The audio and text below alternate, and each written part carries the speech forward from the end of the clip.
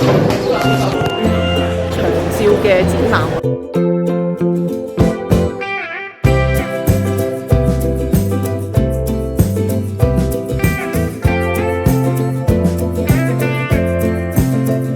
Hello， 大家好，歡迎大家來到靈芝甜品，我是米西安。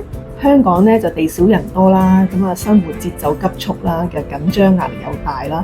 咁咧先唔好講咧，即係老人家啦，就算講一般嘅年輕人啊、中年人啊，咁我哋嘅生活咧都日日幾乎係上班下班就加班咁樣嘅，咁啊基本上真唔係好休息啊咁樣嘅。咁所以咧即係我自己睇到咧，即係大部分嘅人老咗，即係佢已經冇乜行動能力啦，或者係啲退化啦，咁都係一係喺屋企咁啊，一係就請個工人咁樣就照顧佢，間唔時就工人推落去公園度吸下空氣咁樣，一係咧就送去安老院啦咁樣。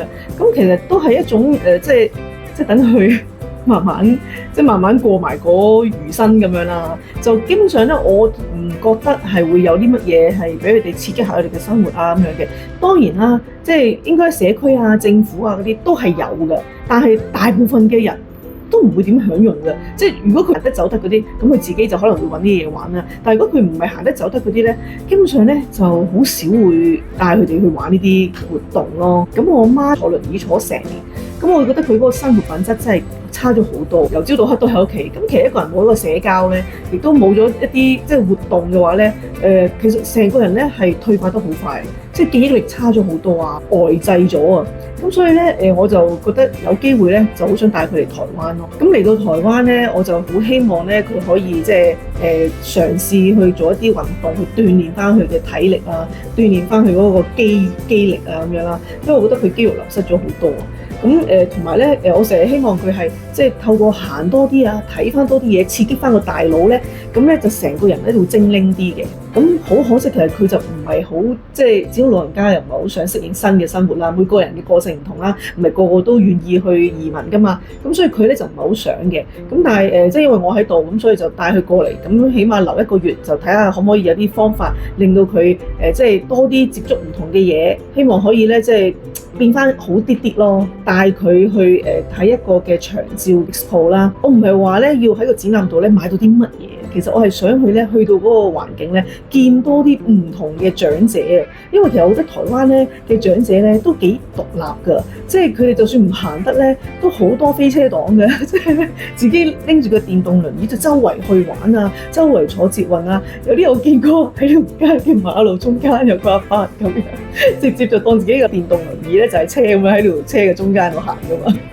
即係我覺得當然呢個係唔啱啦，但係我係覺得即係台灣嘅長者比較係會有一種我就算唔行得，我都會咧用一啲方法令到自己咧活得更舒適咁樣嘅。咁我就覺得呢個可能係因為即係台灣人本身就算由後生啊到中年啊，都係一種咧即係工作同生活咧要好平衡啊，要有好嘅生活品質。呢一種嘅思想咧，形成佢哋咧啲老咗之後咧，都仍然覺得係需要有一個好品質嘅。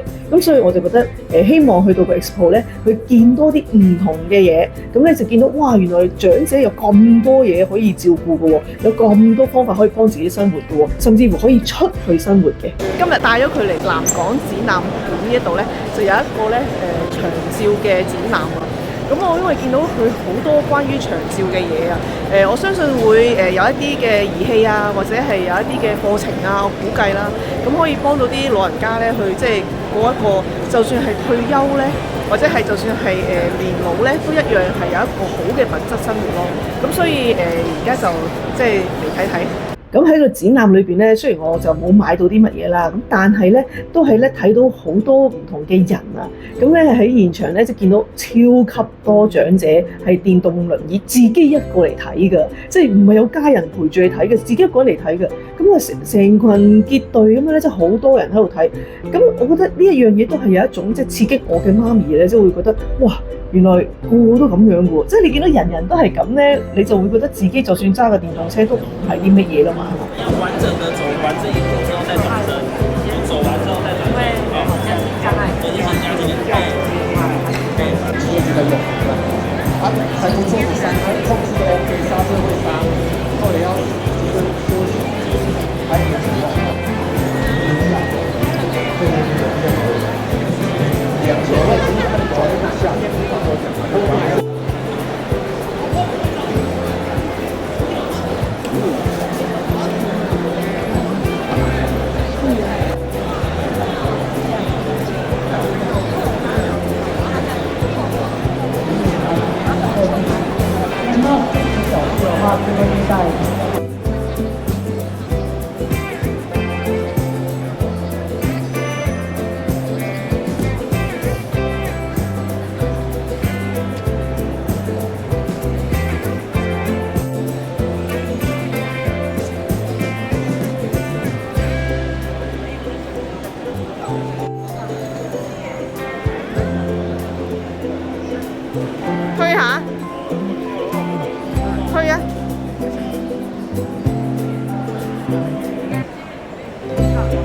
知你哋嘅屋企如果有長者咧，開始失去行動能力啊，或者開始記憶力衰退啊，你哋會同佢做啲乜嘢嘅咧？咁我都有啲香港嘅朋友都講俾我聽，香港有好多嘢都可以做嘅，但係因為我而家喺台灣，我就好難帶佢去做到呢啲嘢。咁所以我唔知香港有冇人，你哋都會係咁樣帶你哋嘅長者去做呢啲可能腦力或者係記憶力嘅鍛鍊啊，或者係一啲手腳嘅鍛鍊啊，即係有冇呢啲嘢咯？喺台灣有冇咧？即係如果有，你都可以喺個留言話俾我哋聽。